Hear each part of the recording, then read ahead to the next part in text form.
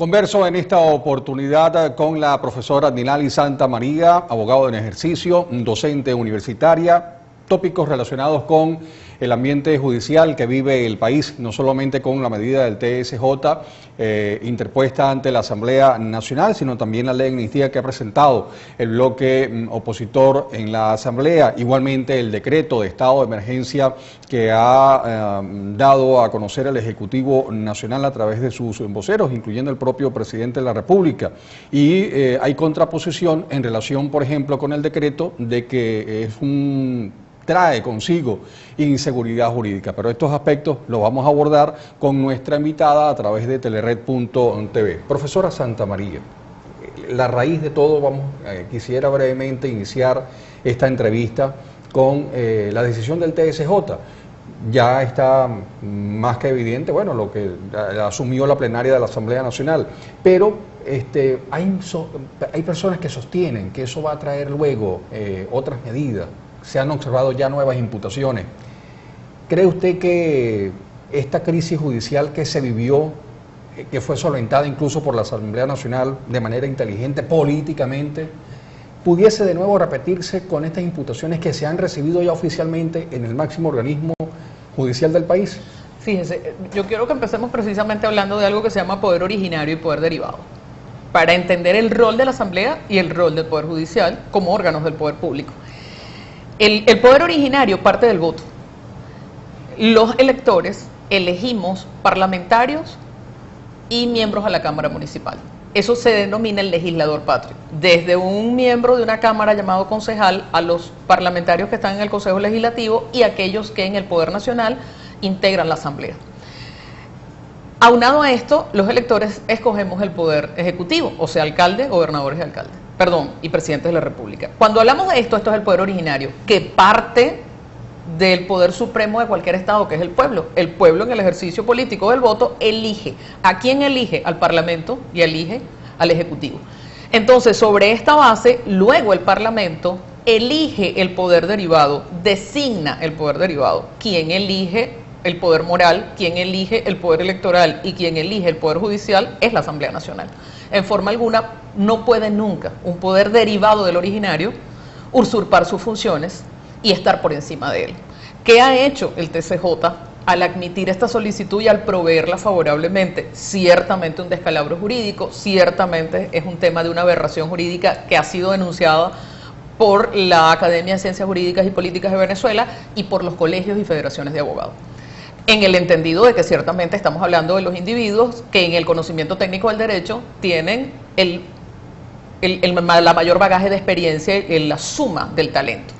Entonces, ¿cuál es nuestro oficio como abogados? Interpretar el sentido del alcance de la norma. Esa norma te establece que un parlamentario, después de haber sido electo, totalizado esos votos y proclamado, goza de una inmunidad parlamentaria política. Absolutamente.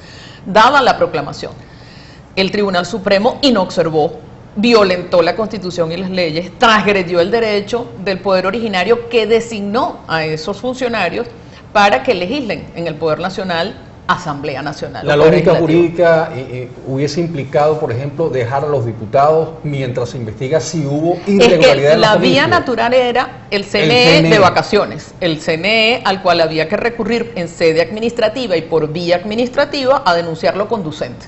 Y de haber sido declarado con lugar por el CNE, nunca ante una instancia judicial, entonces, ¿qué tenía que hacer el órgano electoral? Convocar a una nueva elección de probarse algún tipo de ilegalidad. Hecho apertura a próximos que pudiesen venir. El caso, por ejemplo, de Falcón, que también ya han sido... Lo que pasa es que usted tiene que ver esto en dos lados del pastel. Uno, en el que tiene implicaciones estrictamente políticas y uno, estrictamente en el marco de derecho.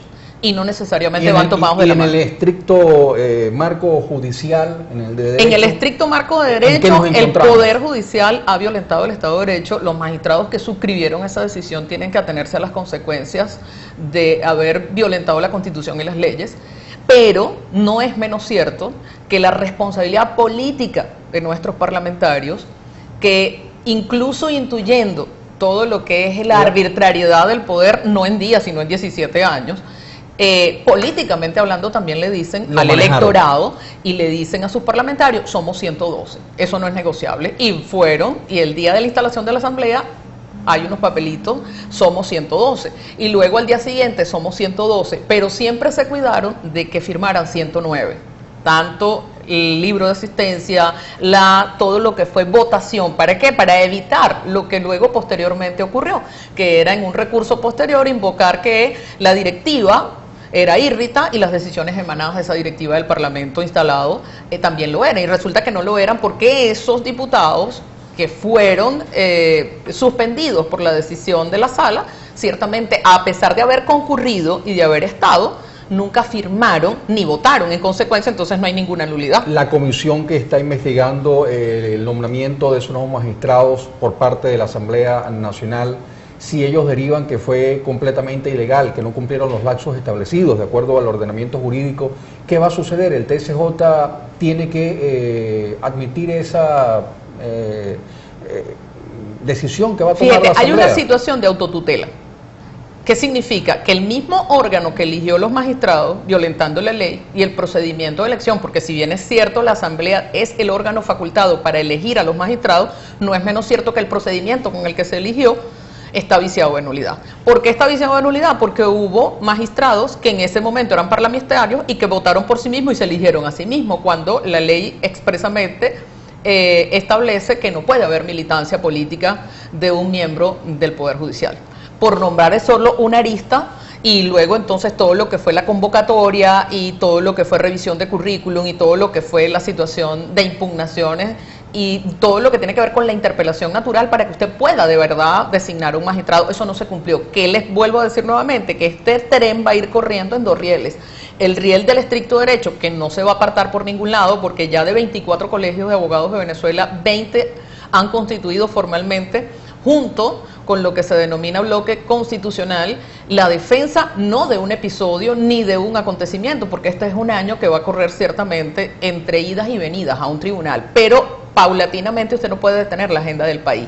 Y la agenda del país es que el 6 de diciembre el electorado que no es chavista, ni es PSUvista, ni es opositor, el electorado le dijo a las autoridades en Venezuela, mayorías y minorías, nosotros necesitamos que se resuelva un problema medular, que es el económico, y del económico entonces se deriva el desempleo, la inseguridad, la escasez, el desabastecimiento. Pero hay un tema medular por resolver, que es la economía en el país, y ciertamente yo creo que ahí no hay distinción ni de credos ni de raza. En la próxima parte me va a analizar el tema de la amnistía, el que es un hecho estrictamente político, y el tema del decreto, que eso sí tiene que ver con aspectos económicos, pero que también tiene un baraje jurídico.